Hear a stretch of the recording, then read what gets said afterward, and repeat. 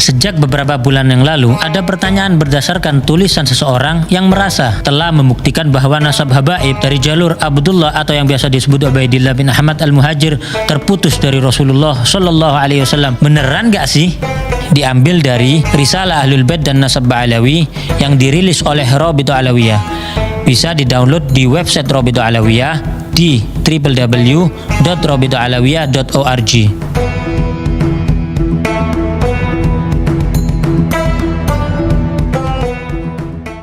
Penuduh mendasari pernyataannya dari setidaknya 2 kitab yang dijadikan hujjah, yakni Syajaratul Mubarakah yang diklaim karya Imam Fakhrur Razi dan Tahdzibul Ansab karya Al-Ubaidili. Dikatakan bahwa dalam kedua kitab tersebut tidak ada nama Ubaidillah bin Ahmad al-Muhajir, ayah dari Alawi yang wafat abad 4 Hijriah, datuknya para Alawiyin. Bahkan dikatakan bahwa kemungkinan nama Ubaidillah adalah fiktif yang diada-adakan. Wow, yuk bedah satu-satu. Syajaratul Mubarakah diklaim sebagai kitabnya Imam Fakhrur Razi, yang mana beliau adalah imam besar Ahlu Sunnah wal Jamaah berakidah Al-Asy'ari, juga panutan para habaib. Tapi janggalnya, kitab tersebut tidak pernah tercatat dalam sejarah sebagai kitab beliau. Kok bisa? Di dalam kitab-kitab ulama besar Ahlu Sunnah yang sangat mengenal Imam Fakhrur Razi secara detail, tidak ada yang menyebutkan kitab tersebut sebagai karya tulis beliau. Seperti Az-Zirikli dalam Al-Alam, Al-Hamawi dalam Mu'jam Udaba, dan Ibnu Khalikan dalam Wafiyatul A'yan. Tidak ada satupun yang menyebutkan kitab ini dalam karya Imam Fakhruddin Ar-Razi yang wafat pada tahun 606 Hijriah. Kitab ini baru ditemukan di tahun 1418 Hijriah seperti yang tertulis di halaman 13 kitab tersebut, yang artinya ditemukan tahun 1997 Masehi atau baru 26 tahun yang lalu. Luar biasa. Ternyata yang mengatakan kitab ini sebagai kitab Imam Fakhrur Razi, sebagaimana tertulis pada kitab tersebut di halaman 12-nya, bernama Al-Mar'ashi An-Najafi, yang menemukan kitab tersebut dan memerintahkan muridnya Mahdi Ar-Rajai mentahqiq atau menulis kembali kitab ini. Kok bisa kitab tersebut tersembunyi dan baru muncul 812 tahun setelah wafatnya Imam Fakhrur Razi? Jika memang penuduh yakin, maka datangkanlah kepada kami satu bukti tertulis pada abad 7, 8, 9 atau bahkan 10 Hijriah dari ulama Ahlus Sunnah ternama yang menyebutkan ini adalah kitab Imam Ar-Razi. Dan bagaimana mungkin menisbatkan kitab yang baru ditemukan kemarin sore sebagai kitab abad ke-6? Penuduh cenderung selalu menghindar dari pertanyaan ini. Penuduh berdalih bahwa si penemu kitab dan pentahqiqnya pun pada halaman 11 mengakui bahwa beliau terkejut saat menemukan kitab ini. Dan gak perlu penuduh meminta Rabithah Alawiyah ngecek ke perpustakaan di Istanbul, karena Rabithah tidak dalam keraguan sedikit pun. Justru penuduh yang harus mendatangkan bukti dari abad awal. Apalagi banyak kejanggalan pada kitab tersebut, seperti banyaknya nama besar yang tidak tercatat, seperti Syekh Abdul Qadir Al-Jailani yang hidup sezaman dan sewilayah dengan Imam Ar-Razi, justru tidak tercantum dalam kitab tersebut, dan banyak nama lain. Bahkan pada halaman 92 disebutkan Imam Ar-Razi, sosok ulama besar Ahlu Sunnah, justru dikatakan meyakini Imam 12 Syiah dan mengatakan Imam Mahdi sudah lahir menunggu pembebasan. Jadi sangatlah wajar jika banyak pihak yang 1000% meragukan kitab tersebut sebagai tulisan Imam Fakhrur Razi. Uniknya lagi adalah baik Mahdi Ar-Rajai selaku mentahqiq dan Mar'ashi An-Najafi selaku penemu sama-sama punya kitab nasab tulisan mereka sendiri yang mengakui nasab Ubaidillah bin Ahmad, bahkan menuliskan pengakuan ketersambungan ke Rasulullah Shallallahu Alaihi Wasallam, suatu fakta yang tidak banyak dibahas.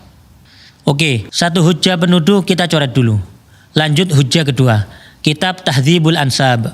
Kitab ini karangan Syekh Ubaidili. Beliau adalah seorang ahli nasab yang mana dalam kitab tersebut Al-Ubaidili hanya menyebutkan di antara anak Ahmad bin Isa.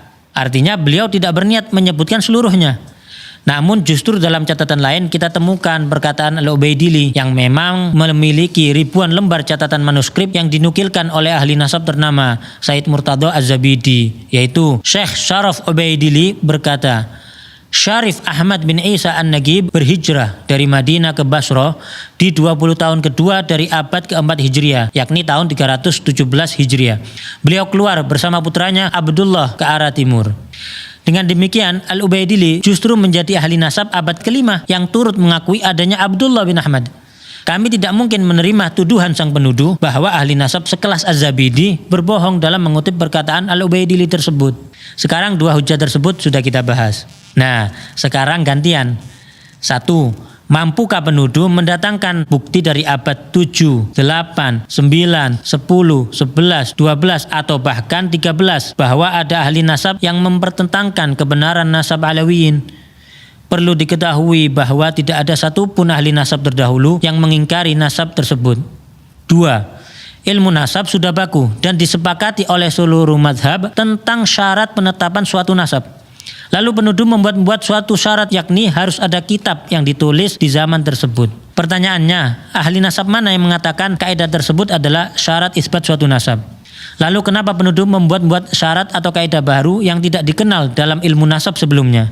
Dapatkah penuduh mendatangkan satu saja ahli nasab terdahulu dari mazhab manapun yang mengatakan hal tersebut sebagai syarat penetapan nasab? Pertanyaan-pertanyaan tersebut dihindari oleh penuduh yang lalu berusaha beralih ke pembahasan lain. 3. Dan kata siapa Imam Ubaidillah hilang fiktif selama 500 tahun lebih? Jika mau sabar dalam mempelajari, nasab tersebut disebutkan oleh catatan nasab dari kalangan Alawiyin. Tapi mengingat penuduh tidak berkenan dengan catatan nasab dari kalangan Alawiyin, mari kita lihat sebagian dari banyaknya bukti tertulis oleh para ulama ternama dari zaman ke zaman yang mengakui nasab Alawiyin, termasuk Abdullah bin Ahmad, seperti Al-Janadi yang telah menyebutkan nasab Abdullah bin Ahmad. Dalam kitab As-Suluk karya Al-Janadi telah disebutkan nasab Abdullah bin Ahmad. Lalu penuduh hendak mengecoh dengan mengatakan Abdullah yang di kitab dan Ubaidillah adalah orang yang berbeda. Oke, enggak apa-apa. Maka siapakah Abdullah yang dimaksudkan oleh penuduh? Sebutkan bukti sejarah, makamnya di mana. Juga sebutkan keturunan Abdullah yang dimaksudkan penuduh hingga lokasi mereka saat ini. Termasuk juga siapa Abul Hasan Ali bin Jadid yang disebutkan oleh Al-Janadi tersebut, disertai bukti-bukti sejarahnya. Ditambah lagi statement menggelitik seperti Ba'alawi yang tercatat pada kitab terdahulu berbeda dengan Ba'alawi yang sekarang. Maka datangkanlah bukti sejarah bahwa ada kabilah lain di Hadramut yang juga disebut Ba'alawi. Dan ada kelompok lain yang nasabnya seperti disebutkan Al-Janadi dan lainnya, disertai lokasi makamnya, sejarahnya, juga data keturunannya. Al-Yafi'i, Al-Malikul Afdal yang juga menyebutkan nasab Abdullah bin Ahmad. Ali bin Al-Hasan Al-Khasraji juga menuliskan nasab yang sama. Al-Husain bin Abdurrahman Al-Ahdal yang menuliskan nasab keturunan Abdullah bin Ahmad. Abil Abbas Ahmad Asy-Syaraji Az-Zabidi yang turut menyebutkan nasab Alawiyin yang tersambung. Imam As-Sakhawi yang menyebutkan nasab yang bersambung pada Ubaidillah bin Ahmad. Imam Ibnu Hajar Al-Haytami, ulama besar yang juga ahli nasab yang turut menyebutkan sanadnya bersambung ke Ubaidillah bin Ahmad. Al-Ayashi yang menyebutkan nasab yang bersambung hingga Ubaidillah bin Ahmad. Syekh Al-Muhibbi dalam kitabnya Khulasatul Athar menuturkan keluarga Ba'alawi dinisbatkan kepada Alwi.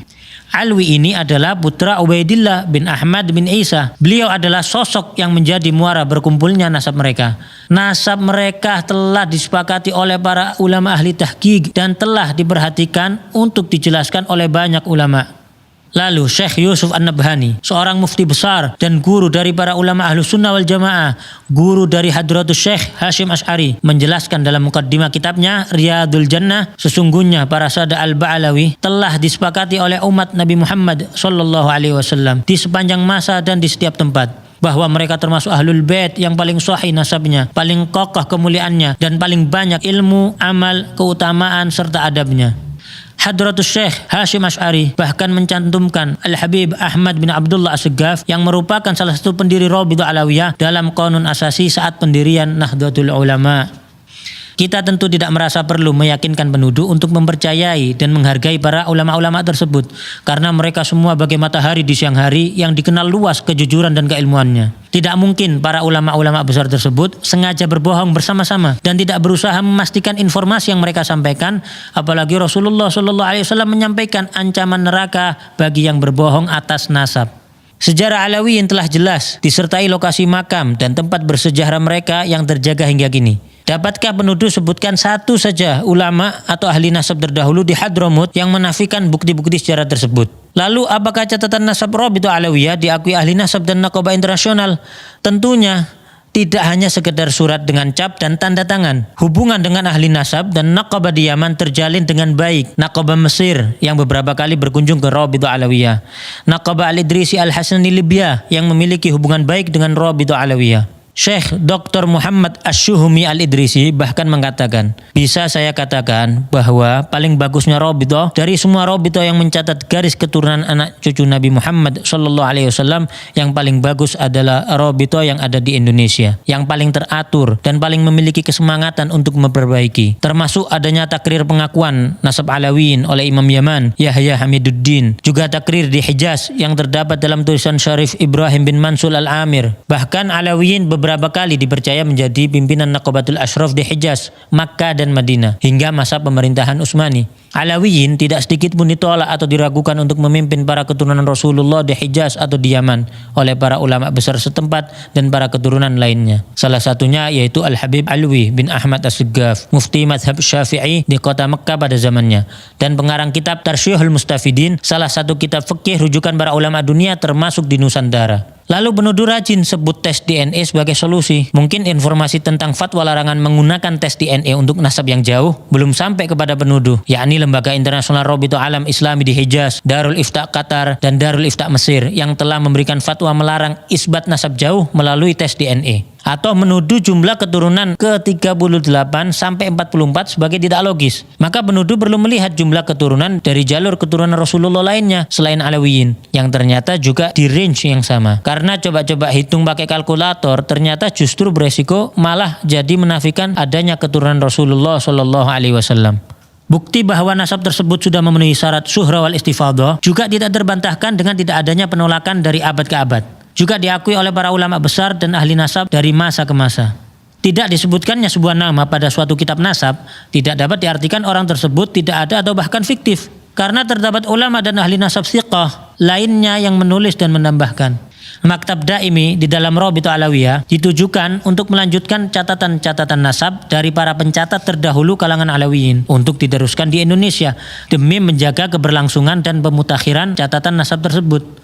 Jadi, meski didirikan tahun 1928, catatan nasab yang digunakan bersambung sanadnya dari ahli keluarga dan nasab zaman ke zaman.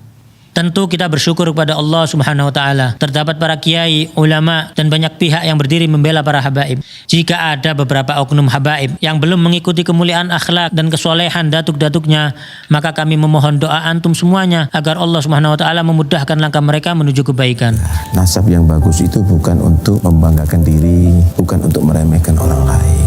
Nasab yang bagus itu adalah tuntutan bagi kamu. Kamu harus seperti datuk-datuk kamu yang baik, yang soleh. Dulu kakek-kakek kita itu dicintai masyarakat karena kontribusi sosialnya nyata di masyarakat.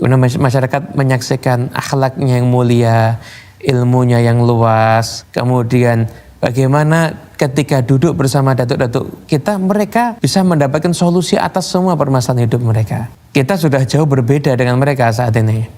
Bukan malah nasab itu dikapitalisasi, dijadikan kebanggaan karena tidak ada gunanya sama sekali. Anda tidak mendapatkan ini dari usaha Anda. Dan kepada para habaib yang telah berusaha melanjutkan estafet keilmuan, akhlak, juga kontribusi bermasyarakat sebagaimana datuk-datuknya, maka kami mohon doa agar mereka pun diberi kekuatan oleh Allah untuk dapat istiqamah. Rasulullah SAW bersabda, barang siapa mengaku-ngaku nasab atau keturunan yang dia sendiri tidak mengetahuinya, maka jadi kafirlah ia kepada Allah. Dan barang siapa mengingkari nasab walaupun samar nasab tersebut, maka kafirlah ia kepada Allah.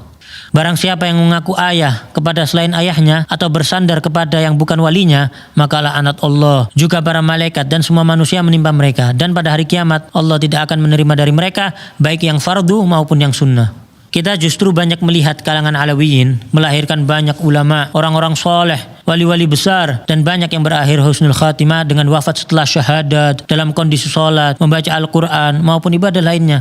Jauh dari tuduhan kaum terlaknat atau pembohong. Namun kami peringatkan, janganlah kita mencaci para penuduh, menghina mereka, atau berlaku kasar pada mereka. Karena setiap manusia pasti berbuat kesalahan. Dan kesalahan tidak menjadikan pelakunya terhina selama ia memperbaiki kesalahannya serta bertaubat kepada Allah Subhanahu wa taala. Semoga Allah Subhanahu wa taala memberikan taufik dan hidayah bagi kita semua.